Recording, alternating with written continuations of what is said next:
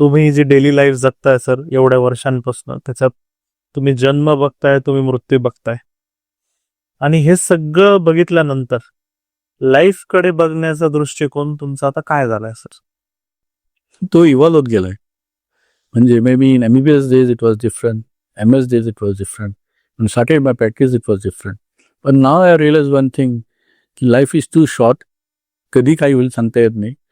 लोकांनी खूप प्लॅनिंग करून ठेवलं असं सडनली ते हार्ट अटॅक होऊन येतात आणि जातात ते निघून. So whatever life you got, enjoy that life properly and enjoy in a proper systematic way. मनुष्यामध्ये आणि प्राण्यांमध्ये हाच फरक आहे. मनुष्याला देवाने डोकं दिलंय वापरायला, ब्रेन दिलंय वापरायला. प्राण्याला देव दिलं नाही.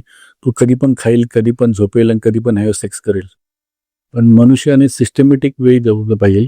सकाळी उठलं पाहिजे टायमावर, व्यायाम केला पाहिजे, स्पिरिच्युअल केलंच पाहिजे, आणि जेवण काय आपल्याला योग्य आहे ते खाल्लंच पाहिजे. म्हणजे खायचं म्हणून खायचं, fast food, process food, artificial food जो बोलला, हे सगळ्यात फालतूगिरी हे बंद करायला पाहिजे.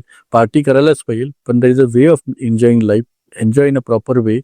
म्हणजे तुम्हाला जर पार्टीमध्ये जी एन्जॉयमेंट मिळते ना, ती एन्जॉयमेंट मला होम हाऊन करण्यामध्ये पण जास्त मिळते. इनफॅक्ट ती तुमची टेम्पररी असते. ती माझी होम हाऊन करण्यामध्ये जी माझी मजा असते ती मला लाईफ लॉंग काम येते. Even thinking about that moment charges my body.